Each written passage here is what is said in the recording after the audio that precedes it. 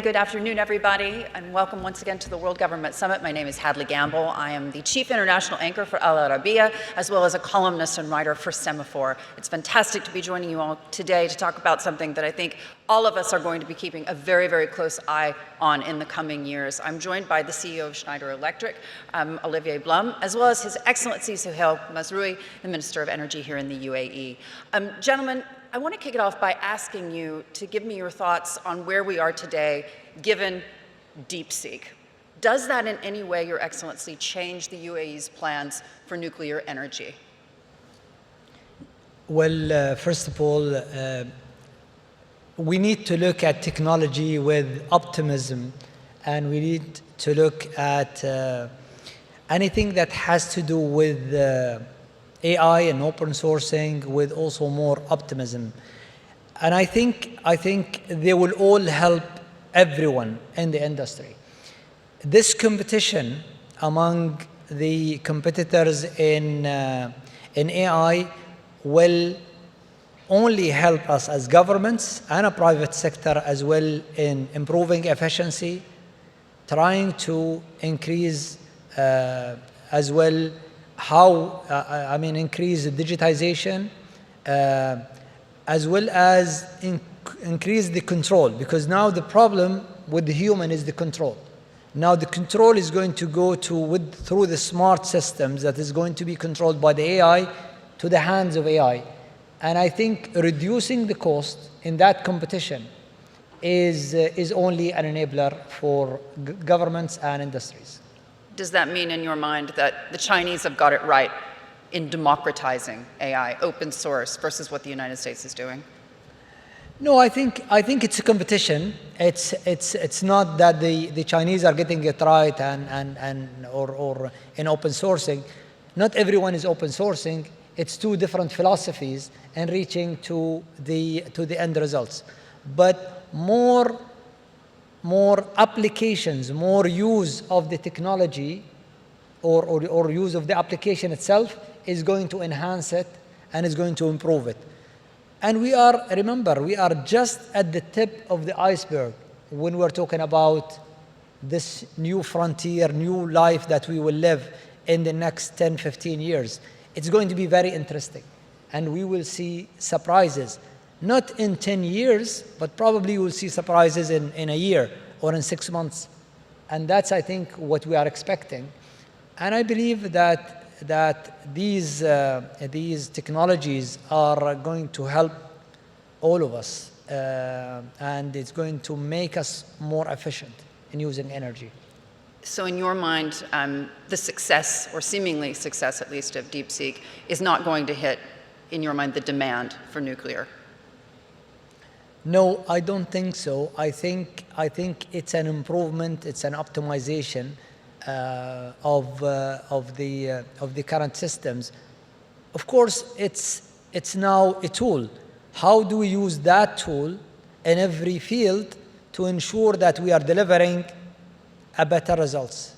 Whether we are a government and reducing the losses, or installing smarter system that is going to help us reduce the ultimate cost. And our target, we're serving the end user. So we need in the future to make sure that the end user getting better service, cheaper service, and a more sustainable service. Yeah. Olivier, walk us through how you envision the Trump administration's policies impacting the energy sector beyond nuclear.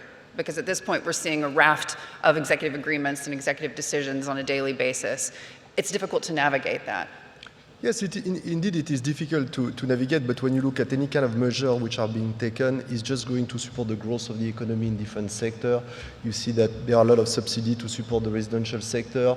Reshoring will create more manufacturing. So at the end of the day, it will increase the energy consumption and it will increase the need to be more energy efficient at the end of the day. Now, we follow like you follow every day what's happening. I don't think we should be too tactical and react, at least as a global company. You cannot just manage your company, by the news of the day. Directionally, anyway, we expect a fairly good growth in the US, which will be supported by a good growth of the energy sector.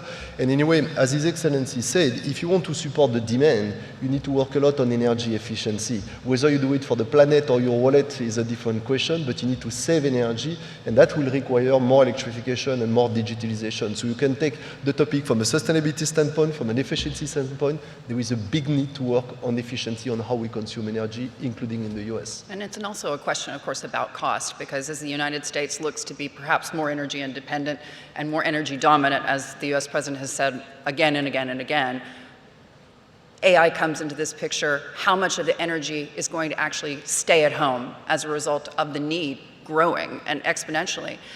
In your mind, Your Excellency, what does the energy picture look like going forward? Well, if we look, when we talk about energy, we need to talk about the supply and we need to talk about the demand. So if we talk about the supply side, then there will be huge requirements of new, greener, probably, forms of energy to supply the large-scale data centers that the world is going to need. This was not seen a few years back. So if you look at the strategy of any country, you will not see that they need a 30%, 40% increase just to supply the data centers demand that is coming. So that's from the supply point of view. And we need to think again, can we make it all green?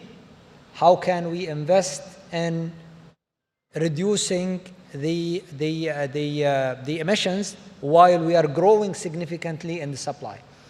And I think batteries technologies have positively surprised us with the reduction in the cost versus compared to a few years back. But that's something that we are expecting further reduction in the future. So that's the supply. Demand side, there is huge as well, which is similar. The demand on electricity is going to be increased, and the demand is linked to two things. One is the growth. More people are moving to the cities. The growth on our demand as we grow in population is increasing. More urbanization are happening, but there is an old system that we tend to forget we need to be replaced. It's inefficient in most of the countries. There is huge losses in that system, which is the electricity system, from the supply, from the upstream to the transmission to the distribution. Some distribution lines are losing 30%, 40%, believe it or not. That's all waste. Yeah. Who is going to replace that? And that's another thing that we need to worry about as projects. I believe in one thing. Governments cannot do it alone. They will need the help from the private sector. That's why here in the UAE, we've been very open to that collaboration of IPP, trying to address the energy requirements as a demand through diversifying the supply and focusing more on renewable energy. Given how immense the energy needs will be, are you worried that we could see a shortfall, that we just won't have the energy necessary to power this AI boom? No, I am optimistic actually. After I'll give you an example of one project that we recently launched that I'm personally proud of. In the past, we used to think of solar as a 25% maximum, 24% maximum supply, and then you need to supply to bring gas or bring anything else to supplement that availability. Now, with the reduction prices of solar, we managed to put a project together with more than 19 gigawatt of batteries, 5 gigawatt of solar, to give a base load solar of 1 gigawatt at a price that no one was expecting, which is less than 6 cents per kilowatt hour. This is I think, a good news. So you will see more applications of such utilization of batteries in the future. But we will have a limitation if we're talking about the thousands of gigawatts that we would require on the world scale. That's why we need to work with, on the energy efficiencies. And the UAE, together with the United Nations and many like-minded countries, have launched this group of countries as we are working together on energy management system, reducing energy through efficiency. Yeah. And I think if we let the private sector to help us there, companies like Schneider Electric and others, and Siemens and others, international companies and local companies as well, they will help us to manage that loss and reduce it. Olivier, when you think about what happens next with regards to the green energy transition, it's a phrase we haven't heard that much since Donald Trump's inauguration. It certainly doesn't seem to be front and center for European governments as it has been in the past. In your mind, where does that leave those in this community who are concerned about their future? And I'm talking about climate. In your mind, are we taking a step backward? Well, look, it's a very fair question. Now, when you listen to what His Excellency has said, if you look at the sum of energy which is needed to support the growth of the economy, which is amplified by digitalization, if you take the extreme scenario, that does not fly.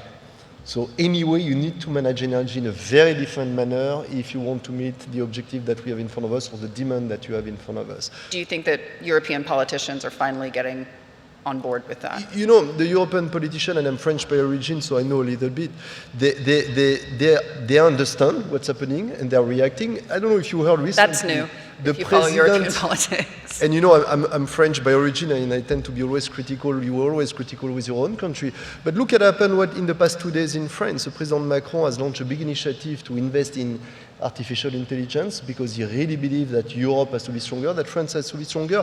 So I'm quite convinced, you know, you have, in those geopolitics, you have always sometimes some increase here, some increase here. Bottom line, what is very important, what we need from government is what His Excellency is saying, to have the consciousness that while you need to have access to greener energy in the future, which is part of the answer, you need to work on the demand and generate more efficiency. The big news is AI. AI is one side a threat because it increases the demand for energy. Everyone can understand that. I don't know if you are aware on how much the new chips which are used in a data center will increase the need for energy. It will change the need of cooling systems. So there is a lot that we need to learn together, to work together, to architect those data centers in the future to make sure they are more efficient. At the same time, I can tell you I've been in this industry for 32 years. The grid used to be very traditional, monodirectional. You produce energy, you distribute, you consume. Digitalization is helping you to bring flexibility from the production to the consumer. If we manage well AI, and if we're able to implement AI, that will amplify all our technology, and you have the answer to the other problem, which is increase on the demand of energy. So I'm quite optimistic that we are really at a turning point where we can achieve both goals, the sustainable goal and the efficient goals at the same time. You mentioned the AI summit happening this week in Paris. In your mind, does Europe have the ability at this point to catch up? Look, I cannot say. At least it's good to see announcement. It's good to see investment. It's good that they are mobilizing also the community. And as His Excellency said, we need competition in AI. Yeah. We need the US, we need China, we need Europe, and that competition will increase the adoption and will bring it at a lower cost for the user. So it's all good news. Your Excellency, have you been surprised by the amount of announcements we've seen coming out of the White House, the rapidity? Well, you know, Hadley, I'm not looking at the announcements. I look at the effect in my field, and I think the administration, the President of the United States, he wants to just focus on the United States, focus on bringing more industries to the country, look at energy security from within. That's the business of the administration. What would these decisions have an effect on the international? It's if less supply is coming to Europe, for example, gas supply, then alternatives need to be studied. But as we said, the demand is enormous. We cannot talk about limitations if we are serious about that huge demand that is coming from the wave of technology that is going to come. We need to be creative in renewable energy. Countries need to look within for energy security from within what they have. And I think if we do that, then we will find or we will enable technologies, provided that we invite the private sector to help us. The problem in many countries, the private sector is only watching because the tariff is not restructured in a way that incentivizes the private sector to come. Governments are subsidizing energy. There is huge waste. And if you do that, then you lose 40% of the energy, and the real cost to you as a government is probably 10 times what you already subsidize. Yeah. And if you allow the private sector to come and help, then they could work on a better solutions. But they will not come, it's the chicken or the egg, they will not come unless you restructure the tariff to enable them to come. Yeah. Are you worried that President Trump could declare war on OPEC? I think both. United States is the largest, one of the largest producers. We are producer.